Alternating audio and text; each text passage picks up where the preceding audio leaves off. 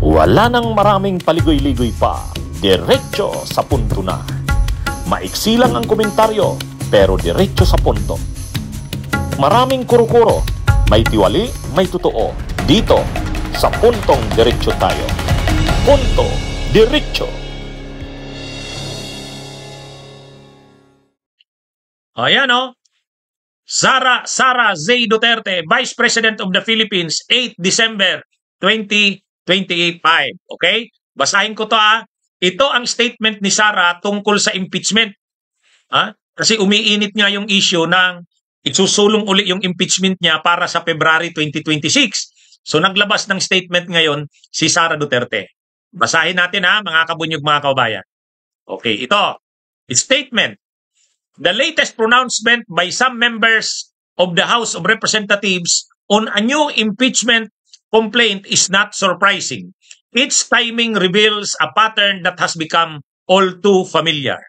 So ang sinasabi ni Sara sa statement ng opisina niya, ito daw mga latest na pronouncement o sinasabi ng ilang mga miyembro ng House of Representatives para sa bagong impeachment complaint, hindi na daw nakapagtataka. May sinusunod daw itong pattern. O ito yung pattern na sinasabi niya. Not long ago, Senator Chis Escudero, Representative Tubi Chanco, and several House members revealed that back in February 2024, signatures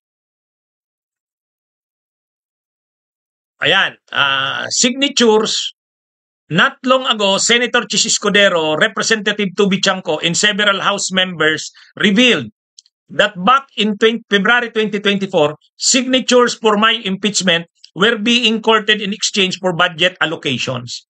Their statements have unmasked the truth that the impeachment against me was never really driven by principle but by price. So ang sinasabi ni Sara Duterte, noong nakaraan daw, yung impeachment niya daw noong 2020, itong 2025 ay yon, kakabit sa budget. Nang pinag-uusapan ang budget, isinulong yung impeachment niya. At kung ikaw ay kongresista, hindi ka bibigyan ng pondo kung hindi ka pipirma sa impeachment niya. Ngayon na naman daw, nauulit na naman yan. So yun ang akusasyon ni Sara. Na kumbaga, ang pattern, kapag pag-uusapan na ang budget, pag-uusapan na naman ang impeachment. Yan yung paliwanag niya. Kaya yung nagsusulong daw ng impeachment, hindi naman principle yan, presyo. So, sabi niya, despite such revelations, no inquiry or investigation was conducted to hold anyone accountable for the billions of pesos that were squandered on political warfare when they should have been used to serve the Filipino people. Ang sabi ni Sara, dapat daw nung lumabas yung sinabi na yan ni Tubi Chanco sa ni Chis Escudero na sinusulong yung impeachment kasabay sa pag-uusap sa budget. Parang, sige, pumirma ka dito sa impeachment, bibigyan ka ng budget. Pero hindi daw yan inimbestigahan. Hindi daw inimbestigahan. Sabi niya, now, this constitutional mechanism is being dangled once again as a bargaining chip right before the 2026 national budget is passed. To those who continue to exploit the impeachment process, stop hiding behind the language of good governance.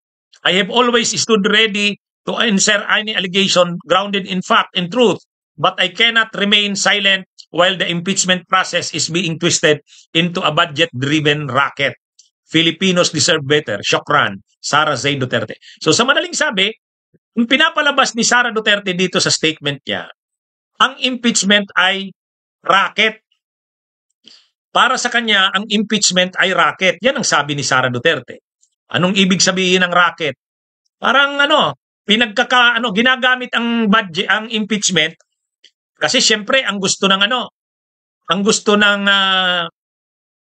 grupo nila Marcos at Romualdez isulong daw ang impeachment laban sa kanya. Kaya ang ginagawa ayon kay Sara Duterte, nakakabit yung impeachment sa budget para siyang racket.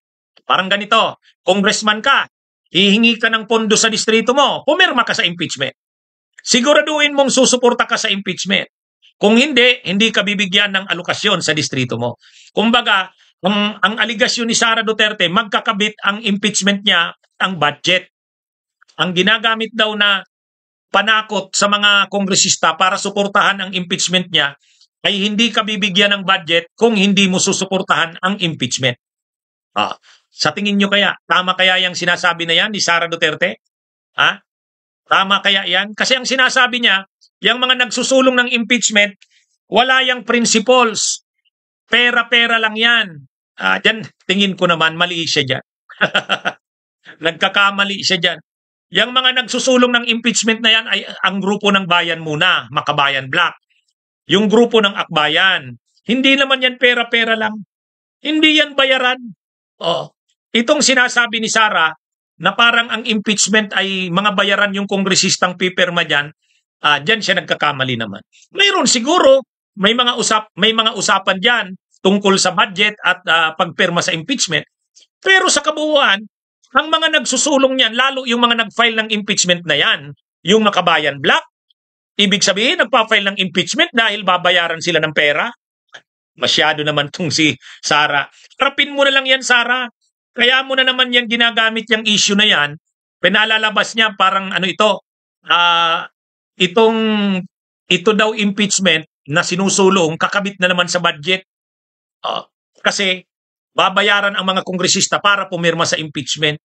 Ano lang yan, paninira lang yan ni Sara kasi alam niya mabigat itong impeachment sa 2026. Mahihirapan niya nang mapigilan to. Kung dati, pagkatapos makalusot sa Kamara, pagdating sa Senado, hinarang ni Chis Escudero sa kanila Jinggoy, sa kanila Joel Villanueva, sa kanila Cayetano. Ngayon, hindi na yan mangyayari. Kaya alam ni Sara yan. So, ang ginagawa ngayon ni Sara Duterte, nagkakalat ng kasinungalingan. Sinisiraan ang Kamara. Pinalalabas na bayad ang Kamara. Ibig sabihin, isusulong ang impeachment ng mga kongresista, pero sa kabila niyan, babayaran sila ng budget. Yan yung palus. Pero hindi yan. Ihanda mo na lang, Sara, ang yung depensa. Sasabihin mo na naman, handa kang humarap sa impeachment. Tapos pag may impeachment na naman, pipigilan, gagawin ang lahat. Ngayon ang tanong, mapigilan pa kaya ito ng Korte Suprema? Mahirapan na. Mahirapan na. Kasi ang Korte Suprema, matagal naman magdesisyon yan. Kaya lang naman umayon yung nangyari noon kasi tinagalan din ni Chis na i-hold.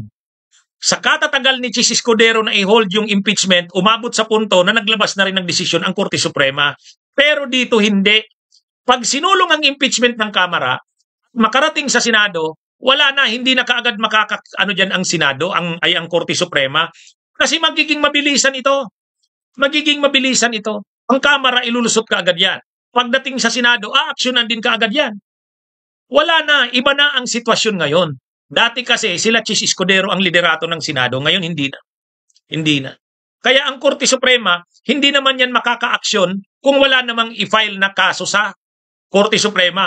Kahit may i-file na kaso sa Korte Suprema, hindi kaagad pipigilan ng Korte Suprema ang Kamara at ang Senado. Noon kasi, pumabor kay Sara kasi dinelay ni Chis Escudero hindi sinunod yung fourth with. Kailan ngayon inaksyon na ni Chis? July. Pagdating ng July, nag-aksyon na ang Korte Suprema. Yan yun mga kabunyog, mga kababayan. Kaya dito hindi na mangyayari yan. Wala na sa side ni Sara ang Senado. Yan.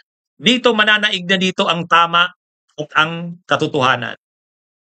Bunyog, bunyog, halikan na kasama ka. Bunyog, kapag buklod ay may pag-asa. Luzon, Visayas, Mindanao, isa ang pananaw. Sa bagong Pilipinas ang bunyog isisigaw. Bunyog.